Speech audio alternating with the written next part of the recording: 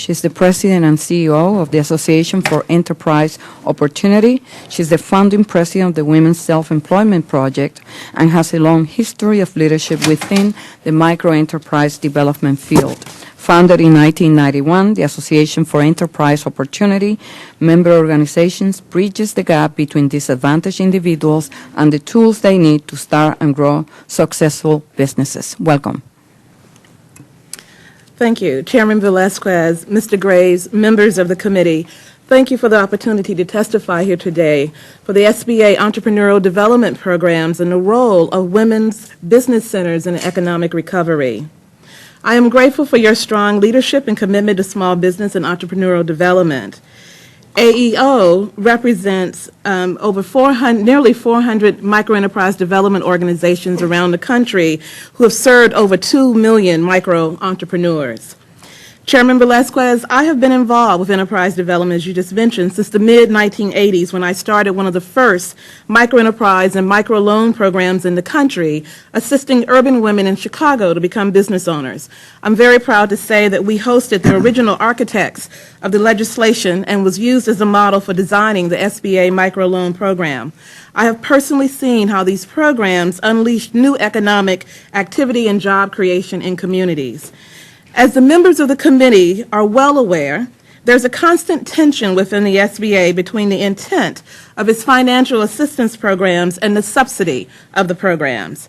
The argument is that microlending programs are too expensive and the return limited. However, the facts of the SBA microlending programs prove this argument to be false.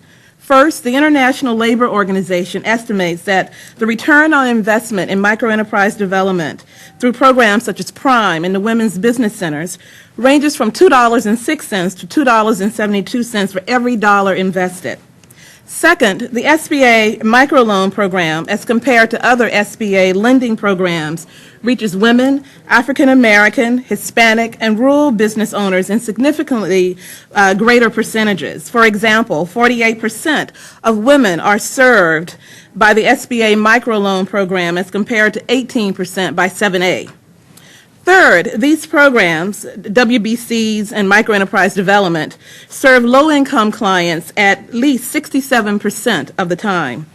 These facts demonstrate that investment in microenterprise is both cost-effective and market-effective, serving the communities and entrepreneurs most in need. We contend that these dollars are an investment, not a subsidy. Further, AEO estimates that 2.3 jobs are created annually per business served by our industry at a cost of less than $5,000 per job created or protected. Notwithstanding this record, it remains difficult for our clients, these small business owners, to receive the capital and technical assistance they need to sustain or grow current employment levels. The public investment in these businesses through the entrepreneurial development services of the SBA, including the Women's Business Centers, SCORE, and the SBDC offices, leads to strong business growth, job creation, and vibrant local communities. In our current economic crisis, we need these programs to fulfill their intent to provide the assistance when traditional private institutions cannot do so at an affordable price, and to provide the communities and people that it serves who are most in need. The country's women's business centers are hubs of activity in urban and rural communities. The WBCs provide unique services to women entrepreneurs with critical business education and access to market and capital resources. These inputs lead to business retention while creating and retaining thousands of jobs per year. In these unprecedented times, the WBDCs are an important economic development tool for many communities. It's the investment in women's business centers and microenterprise development that allow nonprofit organizations to weave together an important base for business development and job creation. The Women's Economic Self-Sufficiency Team is one example of a microenterprise development organization that's also a women's business center whose mission is to facilitate economic self-sufficiency through sustained self-employment in the state of New Mexico. They provide a comprehensive set of services, including training, technical assistance, and access to capital, targeted to both startup and existing businesses. In 2009, the organization opened the West Enterprise Center, a 37,000 square foot LEED certified small business incubator in downtown Albuquerque. Once fully occupied, the WEC will house 18 to 22 growth-oriented businesses, each with the ability to create jobs for low and moderate income people.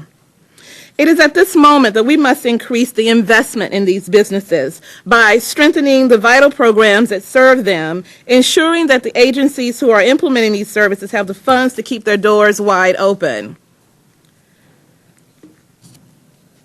The microenterprise development industry is uniquely qualified to work with emerging business sectors and populations with limited access. Let me conclude by clearly stating the gratitude that we all hold in our industry toward the committee and the tremendous leadership of the Honorable Velazquez, who has from your very first days as a member of the House stood strong and clear in your advocacy for the women's businesses. AEO stands behind the services of the Women's Business Center, SCORE, and the Small Business Development Centers. We applaud your support of House Bill H.R. 1838, along with your support of fully funding Prime. We thank you for acknowledging that the SBA microloan program and TA services, along with the enterprise development services discussed here today, are not a subsidy, but an investment in the American dream on Main Street and every street. Thank you.